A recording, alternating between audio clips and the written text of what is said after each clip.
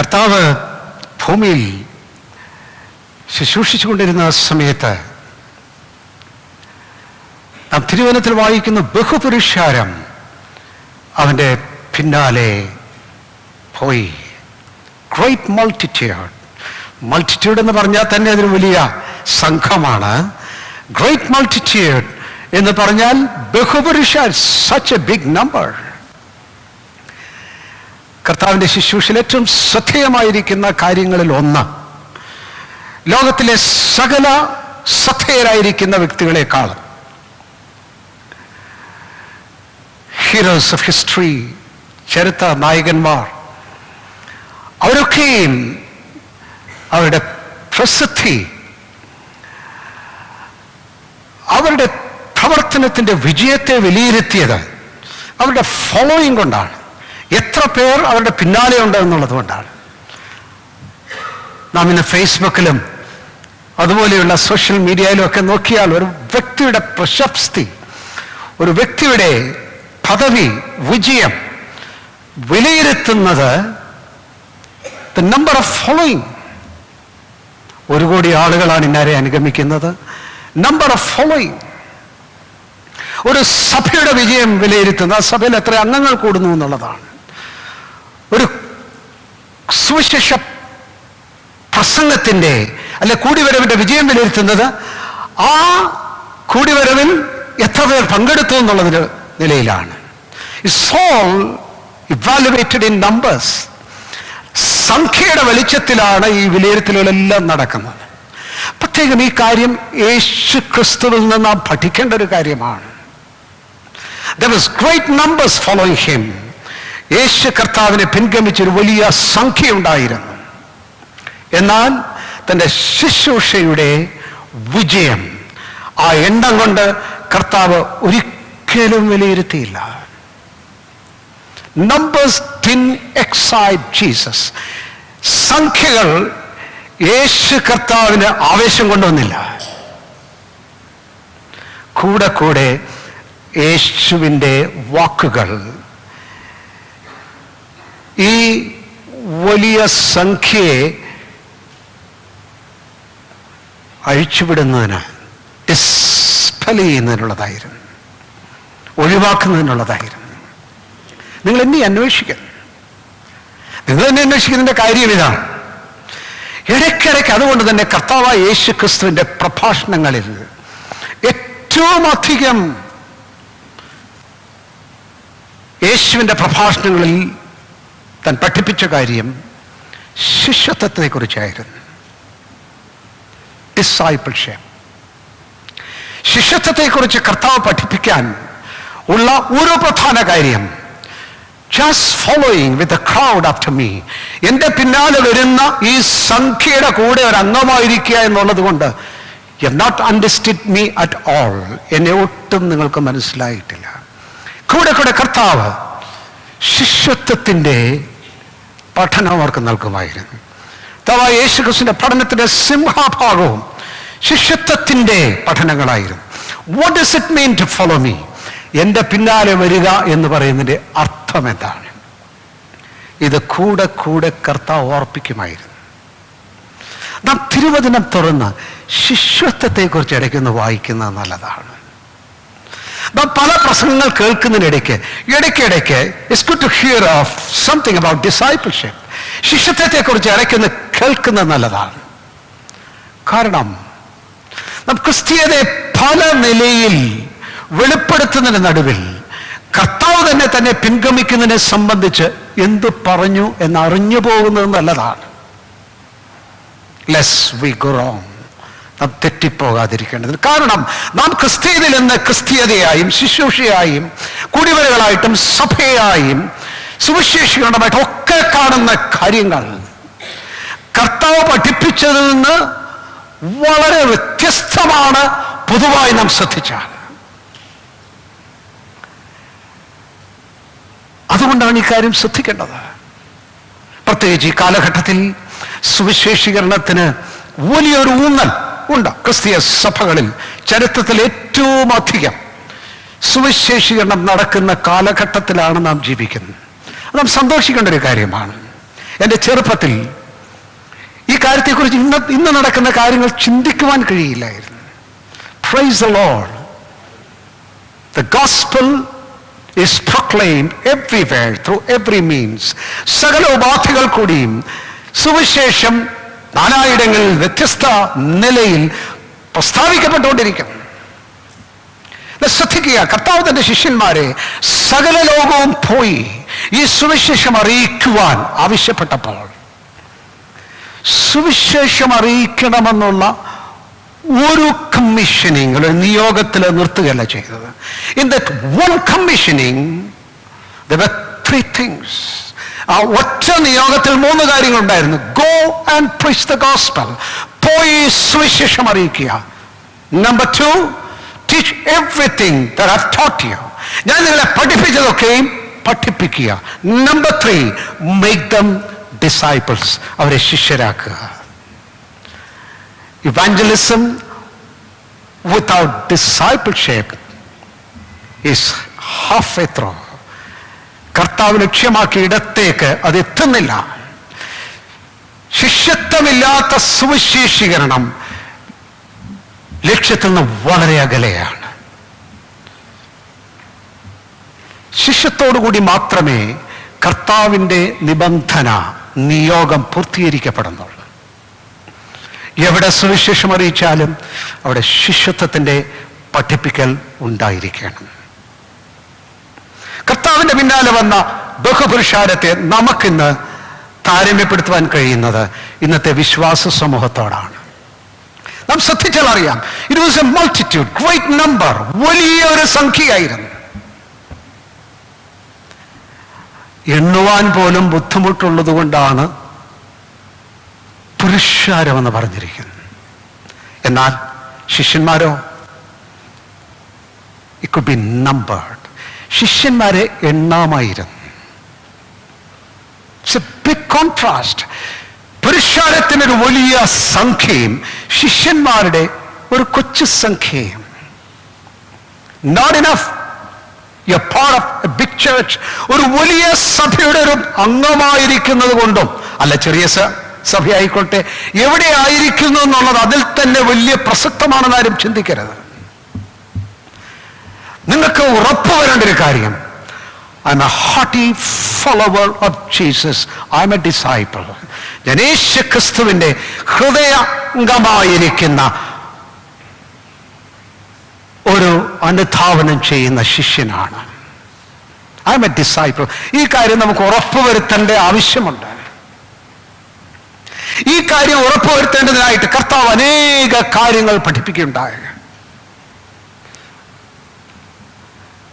ദൈവമക്കളെല്ലാവരും ശിഷ്യത്വത്തിന്റെ പാഠങ്ങളെക്കുറിച്ച് വ്യക്തമായി അറിഞ്ഞിരിക്കണം.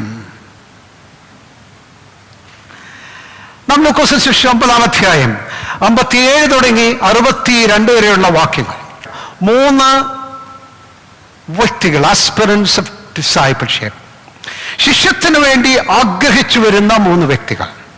സാധാരണ ആരെങ്കിലും ശിഷ്യത്തിന് വേണ്ടി ഷാൽ ഐ ഫോളോ യു, കർത്താവെ ഞാൻ അങ്ങനെ അനുഗമിക്കട്ടെ എന്ന് ചോദിച്ചു കഴിഞ്ഞാൽ come on, there's big excitement. എങ്ങനെയെങ്കിലും മുഴുവനൊന്നും പറയണ്ട, മനസാന്തരപ്പെട്ടില്ലെങ്കിലും സാരമില്ല, ഇപ്പൊ അതെല്ലാം കൂടെ പറഞ്ഞ ആള് വന്നില്ല എന്നിരിക്കും. No, let's go slow.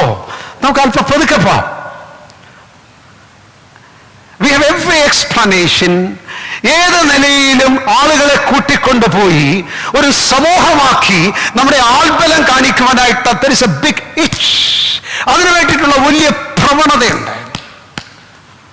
5000 പേരാ കൂടിയെങ്കിൽ 15000 എന്ന് പറയും. ഒരു സഭയിൽ 200 പേരാ ഉള്ളതെങ്കിൽ കുറഞ്ഞ പക്ഷം 500 എന്ന് പറയും. Numbers has great age. ഈ എണ്ണം പറയുന്നത് കാരണം that inflates our ego. നമ്മുടെ അഹം ഇതിന് ഒരു വലിപ്പം കൊടുക്കുന്ന കാര്യമായി സംഖ്യ എന്നുള്ളത്. ഇവിടെ ഇതാ വലിയ നമ്പറൊന്നും വന്നില്ല. 3 പേര് ശിഷ്യത്വത്തിന് വേണ്ടി ആപ്ലിക്കേഷൻ കൊടുക്കുകയാണ്.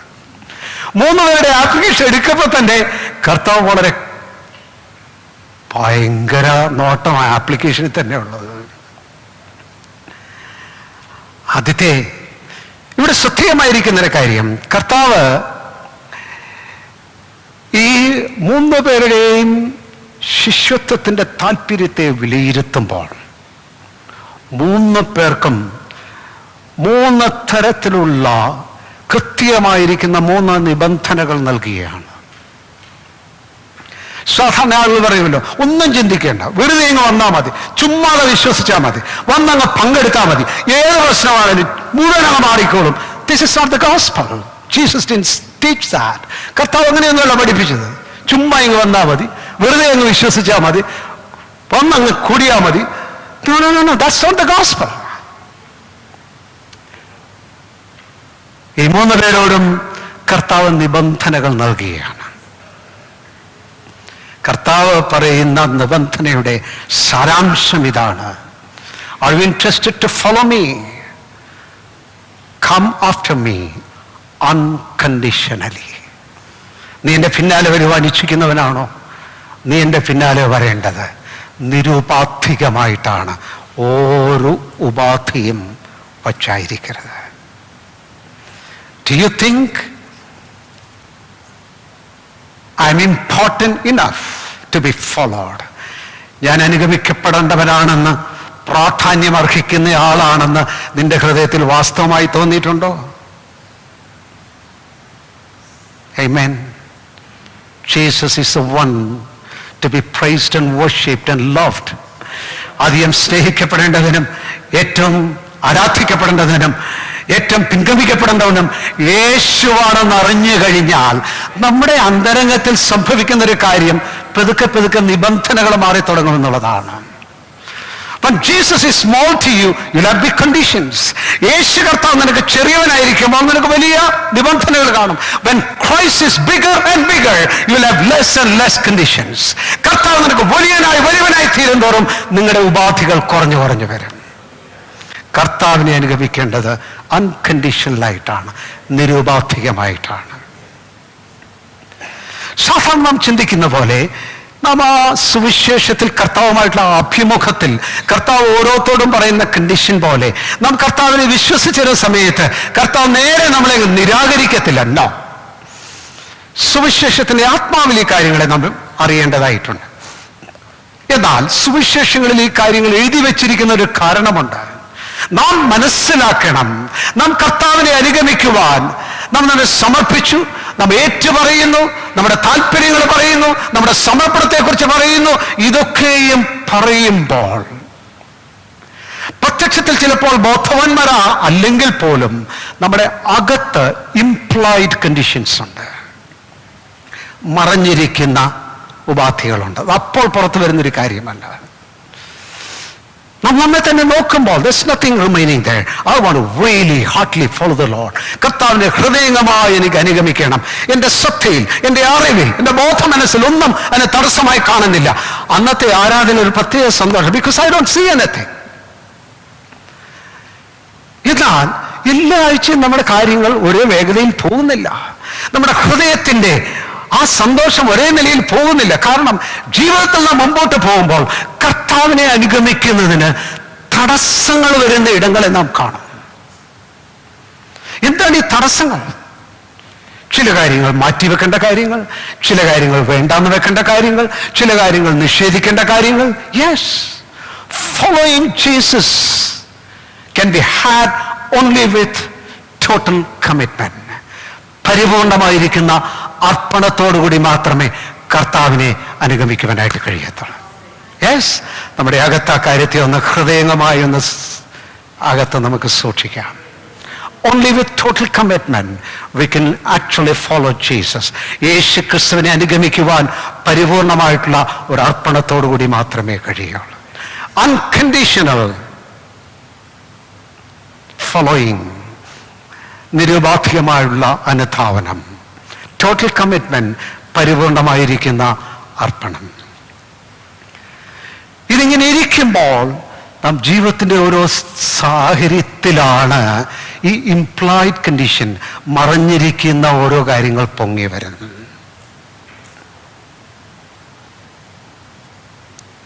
ജീവിതത്തിൽ താലോലിക്കുന്ന സ്വപ്നങ്ങൾ, മാറ്റിവെക്കുവാൻ കഴിയാത്ത ബന്ധങ്ങൾ, ജീവിതത്തിൻ്റെ ഭാവിയെക്കുറിച്ചുള്ള അഭിലാഷങ്ങൾ. നാം അറിയുക, അറിയാതെ നമ്മുടെ കൂടെ കുഴപ്പമില്ലാന്ന് തോന്നുന്ന അനേക കാര്യങ്ങളും ജീവിതത്തിന്റെ മുമ്പോട്ടുള്ള പല ചുവടുകൾ വെക്കുമ്പോൾ ജീസസ് ഓർ ദിസ്, യേശുവാണോ ഇതാണോ എന്നുള്ള ചോദ്യങ്ങളുടെ മുമ്പിൽ നാം വരുന്ന അനേക ഇടങ്ങളുണ്ട്. Ignoring that you cannot follow Jesus. ഈ കാര്യത്തെ ശ്രദ്ധിക്കാതെ മറികടന്ന് കർത്താവിൻ്റെ പിന്നാലെ പോകുവാൻ കഴിയില്ല. ശിഷ്യത്വം എന്ന് പറയുന്ന ആഴ്ചയോടും കൂടി വന്ന് വർഷിപ്പൊക്കെ നടത്തി സന്തോഷമായി മധ്യസ്ഥ പ്രാർത്ഥനയും ബൈബിൾ ക്ലാസ്സും ഒക്കെ കൂടി നടക്കുന്നതേ അല്ല ശിഷ്യത്വം. ശിഷ്യത്വം making regular choices on the side of Christ, യേശുക്രിസ്തുവിന്റെ പക്ഷത്തേക്ക് നിരന്തരമായി തിരഞ്ഞെടുപ്പുകൾ നടത്തിക്കൊണ്ടിരിക്കുക എന്നുള്ളതാണ്. ലൂക്കോസ് 9-ാം അധ്യായം വായിക്കുന്നിടത്ത് ആദ്യത്തെ ആളെന്ന് പറയുന്നല്ലോ നല്ല ആഗ്രഹത്തോടെ ചോദിക്കുക, നാഥ എവിടെ പോയാലും ഞാൻ നിന്റെ പിന്നാലെ വരും, എവിടെ പോയാലും. അതിൽ കൂടുതൽ എന്ത് സമർപ്പണമാണ് വേണ്ടത്? Did he mean that? അർത്ഥമാക്കിയോ?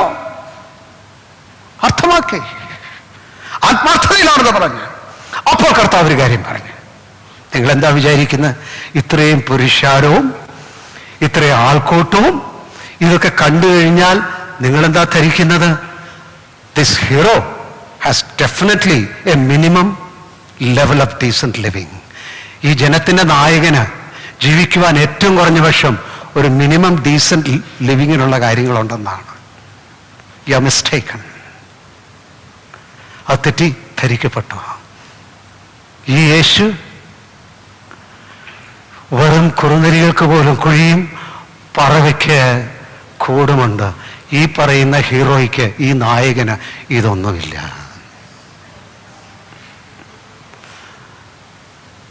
നമ്മൾ ഈ ഇൻഷുറൻസിലൊക്കെ അഷ്വേർഡ് ബെനിഫിറ്റ് എന്ന് പറയുന്നത് എങ്ങനെ വന്നാലും കുറഞ്ഞ പക്ഷം എത്ര ഉണ്ടെന്നുള്ളത് ആ മിനിമം കർത്താവ് തട്ടിക്കളയുകയാണ്.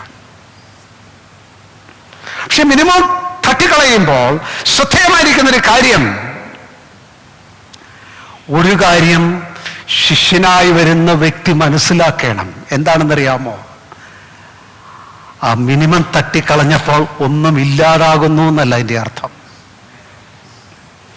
മിനിമം കൂടെ തട്ടുമ്പോൾ മാത്രമേ നീ അന്വേഷിക്കുന്ന നായകൻ നിനക്ക് മുഴുവനുമായി തീരത്തുള്ളൂ.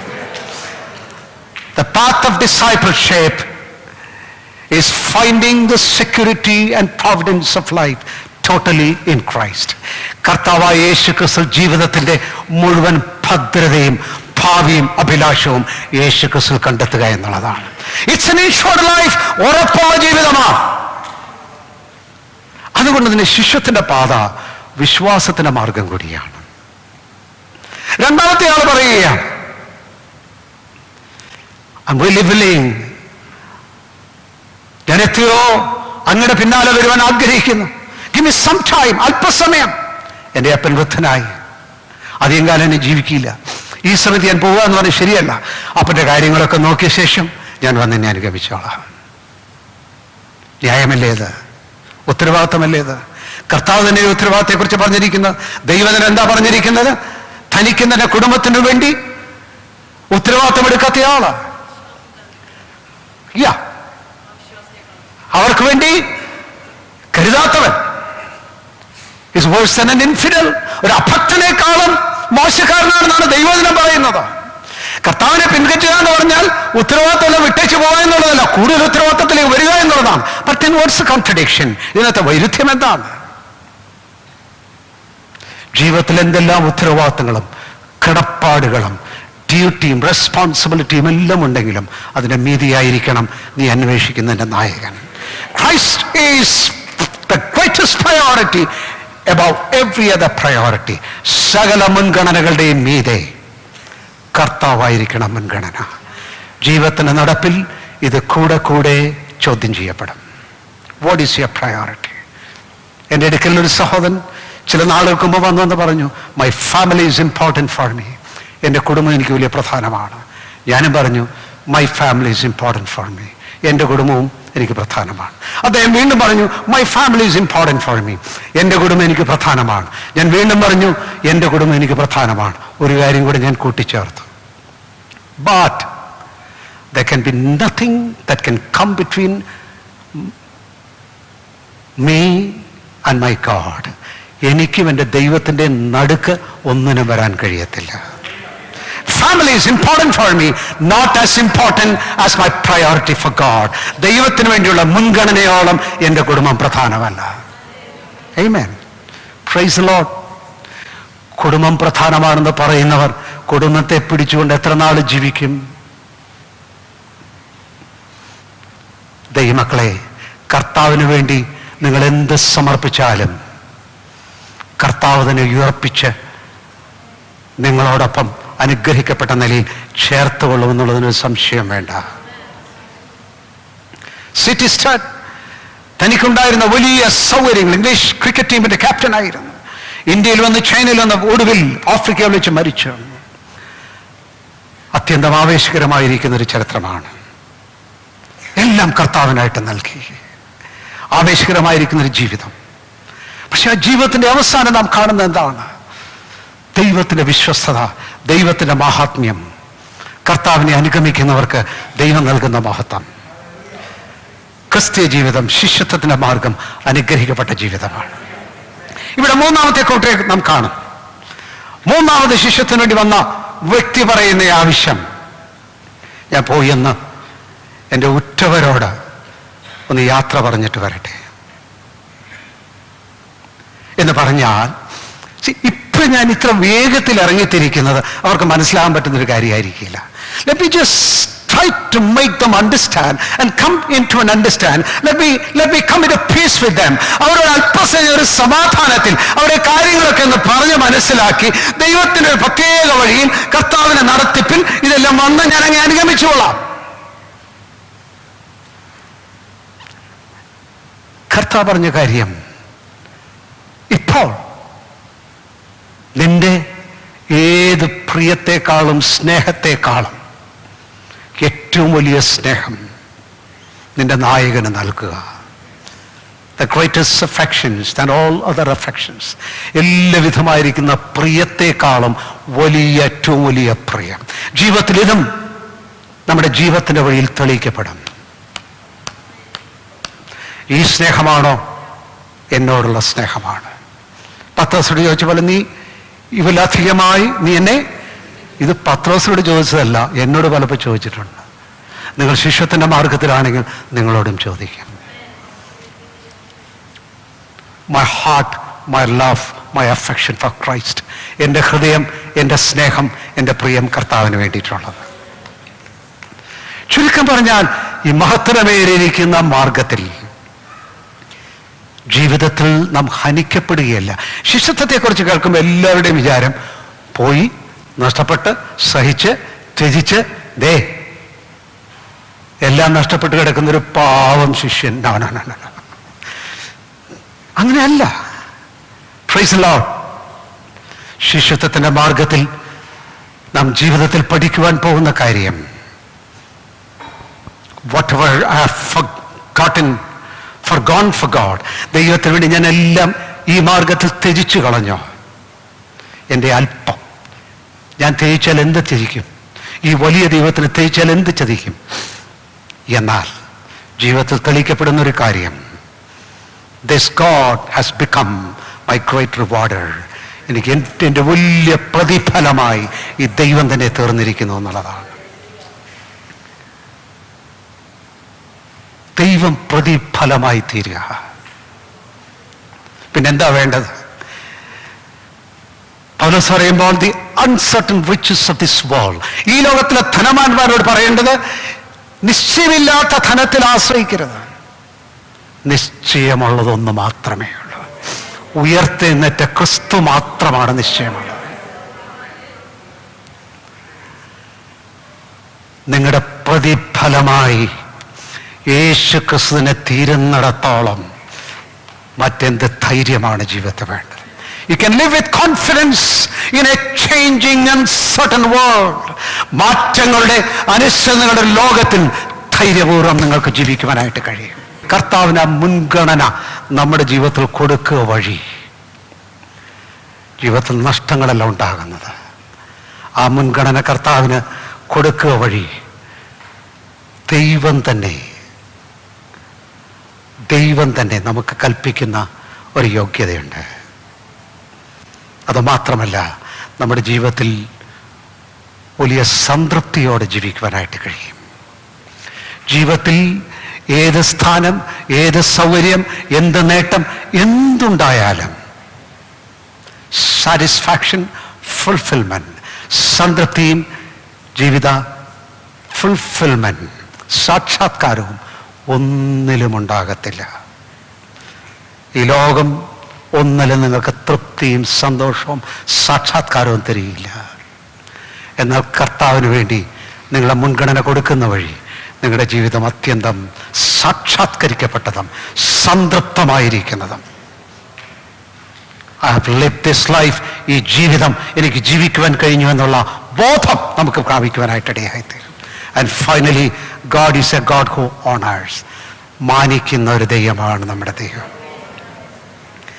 കർത്താവിന് നിങ്ങളുടെ സ്നേഹവും പ്രിയവും കൊടുക്കുന്ന വഴി ഭക്തന്മാരുടെ പേരുകൾ സിറ്റിസൺ ഇംഗ്ലീഷ് ടീമിന്റെ ക്യാപ്റ്റൻ മാത്രമായിരുന്നെങ്കിൽ ചരിത്രത്തിന്റെ താളുകളിൽ അത് മറിഞ്ഞു പോയേനെ. ഇന്നും ലോകം സിറ്റിസണിനെ അറിയുന്നത് യേശു ക്രിസ്തുവിന് മുൻഗണന കൊടുത്തു എന്നുള്ളതാണ്. ഡേവിഡ് ലിവിങ്സ്റ്റൺ, ഞാൻ സ്കൂളിൽ പഠിക്കുമ്പോൾ ഡേവിഡ് ലിവിങ്സ്റ്റനെ കുറിച്ച് പഠിച്ചതാണ്. ഒരു എക്സ്പ്ലോററായിട്ടാണ് പഠിച്ചത്, സുവിശേഷനായിട്ടല്ല പഠിച്ചത്. പക്ഷെ പിന്നീട് എനിക്ക് മനസ്സിലായത് അത് എക്സ്പ്ലോറർ അല്ലായിരുന്നു, അദ്ദേഹം സുവിശേഷനായിരുന്നു.